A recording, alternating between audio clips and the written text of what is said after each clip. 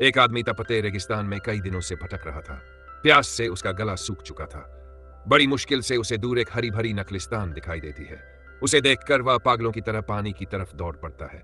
लेकिन जैसे ही वह झुककर जी भरकर पानी पीने वाला होता है, तभी उसका साथी पीछे से उसे कसकर पकड़ लेता है। दरअसल उसका साथी जानता था कि जब इंसान बहुत ज्यादा डिहाइड्रेशन में होता है तो अचानक बहुत सारा पानी पी लेना खतरनाक हो सकता है। इससे शरीर का संतुलन बिगड़ जाता है और जान को भी खतरा हो सकता है। इसलिए जब वह आदमी थोड़ा शांत हो जाता है तो उसका साथी सही तरीका दिखाता है। वह पहले एक कपड़े को पानी में भिगोता है और धीरे धीरे उससे आदमी के होंठ गीले करता है। फिर कपड़े से एक एक बूंद पानी निचोड़कर उसके मुंह में डालता है ताकि शरीर धीरे धीरे पानी को स्वीकार कर सके। जब उनका शरीर पूरी तरह से पानी के लिए तैयार हो जाता है, तब जाकर दोनों आराम से बैठकर जी भरकर पानी पीते हैं। कई दिनों बाद उन्हें ऐसा मीठा पानी नसीब हुआ था।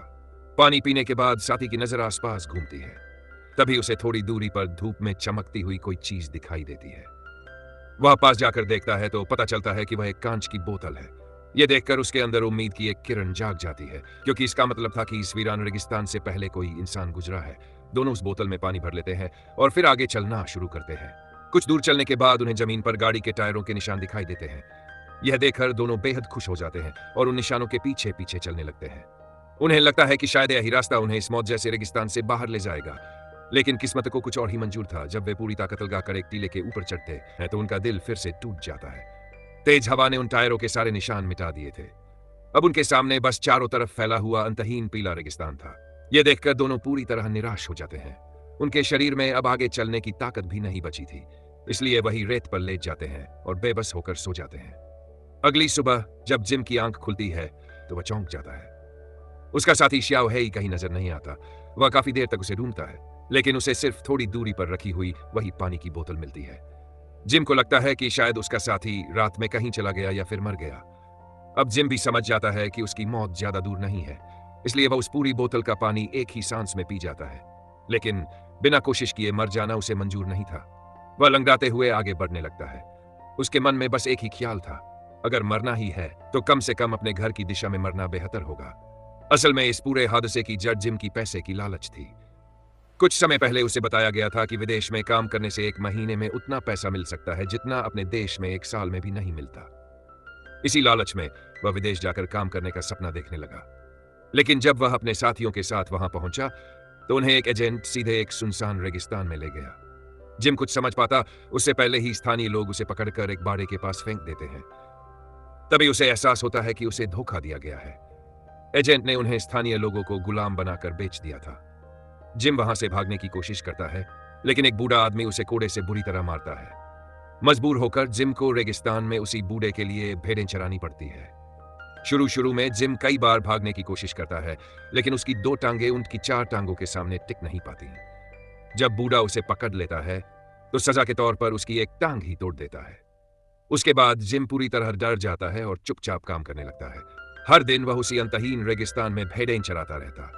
उसे समझ नहीं आता था कि इस बंजर जमीन में भेड़ें चराने का क्या मतलब है, लेकिन टूटी टांग के कारण वह भागने की हिम्मत भी नहीं करता।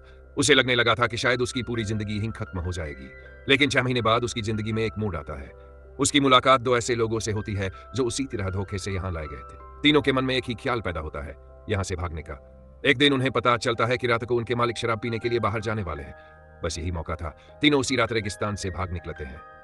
डर था कि मालिक उनका पीछा करेंगे, इसलिए वे पूरी रात बिना रुके भागते रहते हैं। जब थकान से उनका शरीर जवाब देने लगता है, तभी वे थोड़ी देर के लिए रेत पर लेटकर आराम करने का फैसला करते हैं। तीनों कई दिनों तक रेगिस्तान में भटकते रहे। जल्दी जल्दी भागने के कारण वे अपने साथ खाना भी नहीं ला पाए थे। भूख और प्यास से उनका शरीर धीरे जवाब देने लगा। तभी उनके एक कमजोर साथी की हालत और भी खराब हो गई। उसे अचानक सामने थोड़ी दूरी पर पानी का एक तालाब दिखाई देने लगा। उत्साहित होकर वह दौड़ते हुए वहां पहुंचा और झुककर पानी पीने लगा। लेकिन जिम और श्याओ हेई की नजर से देखा जाए तो वह पानी नहीं बल्कि रेत पी रहा था। जब तक जिम उसके पास पहुंचता तब तक उसके मुंह से खून निकलने लगा था। उसका शरीर बुरी तरह कांप रहा था। यह देखकर श्याओ हेई समझ गया कि अब उसे बचाया नहीं जा सकता। दोनों अपने साथी की मौत से बेहद दुखी थे। लेकिन तभी अचानक उनके पैरों के नीचे की रेत कांपने लगी। घबराकर श्याओ हेई तुरंत पास के एक रेत के टीले पर चढ़कर देखने लगा। सामने का दृश्य देखकर उसके होश उड़ से एक भयानक रेत का तूफान उनकी ओर बढ़ रहा था। वह जोर से जिम को भागने के लिए चिल्लाता है, लेकिन जिम अपने साथी की मौत के दुख में डूबा हुआ था। मजबूर होकर श्याओ हेई उसका हाथ पकड़कर दौड़ने लगता है, लेकिन इतने बड़े तूफान से वे आखिर कहां तक भाग सकते थे। उन्हें लगा कि अब उनकी मौत तय है। तभी अचानक एक अजीब घटना हुई। वह विशाल रेत का तूफान अचानक रुक गया। दरअसल किस्मत से वे तूफान के बिल्कुल किनारे पर थे, इसलिए कुछ ही देर में वह तूफान आगे निकल गया और उनकी जान बच गई। थोड़ी देर आराम करने के बाद शाओहेई फिर से आगे बढ़ने की तैयारी करने लगा, लेकिन इस बार की हालत में नहीं था। कई दिनों तक नंगे पैरों से रेगिस्तान में चलने की वजह से उसके पैरों की चमड़ी छिल चुकी थी। घावों से लगातार खून निकल रहा था और दर्द से उसकी हालत खराब थी। जिम को चलते न देखकर शाओहेई अपने जूते उतार कर उसे देता है। तभी अचानक एक छिपकली पास के टीले पर दिखाई देती है। शाओहेई तुरंत समझ जाता है कि जहां छिपकली वहां आसपास पानी भी हो सकता है। वह तुरंत उसके पीछे दौड़ पड़ता है। दोनों जब उस टीले के पार पहुंचते हैं तो उनके सामने एक चमत्कार जैसा दृश्य होता है। वहां सच में एक हरा भरा नखलिस्तान था और बीच में एक छोटा सा पानी का तालाब भी था। ये देखकर दोनों खुशी से पागल हो जाते हैं और दौड़कर वहां पानी पीने लगते हैं। वे वहीं एक दिन आराम करते हैं और तय करते हैं कि अगली सुबह फिर आगे बढ़ेंगे। लेकिन जब अगली सुबह जिम की आंख खुलती है तो शाओहेई कहीं नजर नहीं आता। रेगिस्तान में बस एक पानी की बोतल पड़ी थी। सब कुछ देखकर साफ समझ आ रहा था कि शाओहेई मानसिक रूप से टूट चुका था और शायद उसने खुद ही अपनी जिंदगी खत्म कर ली। अब जिम पूरी तरह अकेला रह गया था। वह एक बार फिर रेगिस्तान में मदद की तलाश में निकल पड़ता है, लेकिन इस अंतहीन रेगिस्तान में उसे कहां जाना था। तभी अचानक एक अजीब घटना होती है। वह कांच की बोतल अपने आप लुढ़कते लुढ़कते एक सड़क तक पहुंच जाती है। थोड़ी ही देर में वहां से एक कार गुजरती है। जिम पूरी ताकत से मदद के लिए इशारा करता है, लेकिन रात होने की वजह से ड्राइवर उसे देखकर डर जाता है। उसे लगता है कि शायद कोई लुटेरा रास्ता रोकने की कोशिश कर रहा है, इसलिए वह बिना रुके ही वाहन से निकल जाता है। अगले दिन जिम फिर से सड़क के पास खड़ा होकर मदद मांगने लगता है, लेकिन इस बार भी एक ड्राइवर उफते फिराने कपड़ों में देकर गाड़ी नहीं रोकता। अब जिम पूरी तरह निराश हो चुका था। उसे लगने लगा कि शायद उसकी किस्मत में बचना नहीं लिखा। तभी अचानक एक महंगी कार वहां आकर रुकती है। उसमें से एक दयालु आदमी उतरता है। वह जिम की हालत देखकर उसे सहारा देकर कार में बैठाता है और उसे थोड़ा खाना पीना देता है। फिर वो उसे शहर तक छोड़ देता है। लेकिन किस्मत का खेल देखिए, इसी वजह से जिम एक अजनबी देश में बेघर भटकने वाला इंसान बन जाता है। कुछ समय बाद उसे शहर में काम करने वाला अपने देश का एक आदमी मिल जाता है। उसकी मदद से जिम सबसे पहले अपनी पत्नी को फोन करता है। कांपती हुई आवाज में वह बस इतना कहता है, मैं वापस आऊंगा, मैं जरूर वापस आऊंगा।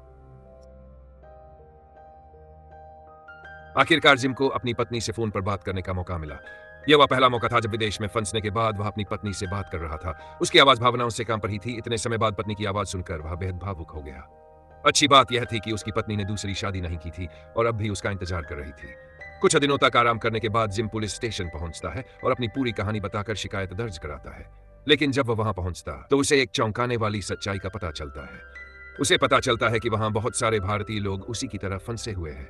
ज्यादातर लोगों को ऊंची सैलरी का लालच देकर विदेश बुलाया गया था, लेकिन यहां लाकर उन्हें गुलामों की तरह रेगिस्तान में बेच दिया गया था। जिम को लगता है अब शायद उसे सीधे भारत वापस भेज दिया जाएगा, लेकिन तभी अचानक कुछ मालिक लोग पुलिस स्टेशन पहुंच जाते हैं। जैसे ही जिम की नजर उस बूढ़े आदमी पर पड़ती है जिसने उसे गुलाम बनाकर रखा था, वह डर के मारे कांपने लगता है।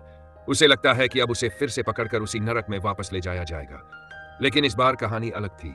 बूढ़ा आदमी कुछ भी नहीं कर सका। दरअसल उसके पास जिम को रखने का कोई कानूनी दस्तावेज ही नहीं था, इसलिए वह जिम को अपने साथ नहीं ले जा सकता था। आखिरकार भारतीय दूतावास की मदद से जिम और उसके जैसे दर्जनों ठगे गए भारतीयों को वापस भारत भेज दिया जाता है। घर लौटने के बाद जिम अपनी पत्नी से एक वादा करता है। वह कहता है कि अब वह जिंदगी में कभी भी विदेश काम करने नहीं जाएगा, क्योंकि उसने अपनी आंखों से देख लिया था कि पैसा चाहे कितना भी हो, लेकिन आजादी से ज्यादा कीमती कुछ नहीं होता। इसके बाद जिम अपनी पत्नी के साथ फिर से एक साधारण लेकिन खुशहाल जिंदगी जीने लगता है और इसी के साथ यह कहानी यहीं खत्म हो जाती है। और इसी के साथ खत्म होती है जिम की यह दर्दनाक लेकिन हिम्मत से भरी कहानी, जहां पैसों के लालच में वह अपनों से दूर एक ऐसे नरक में फंस गया था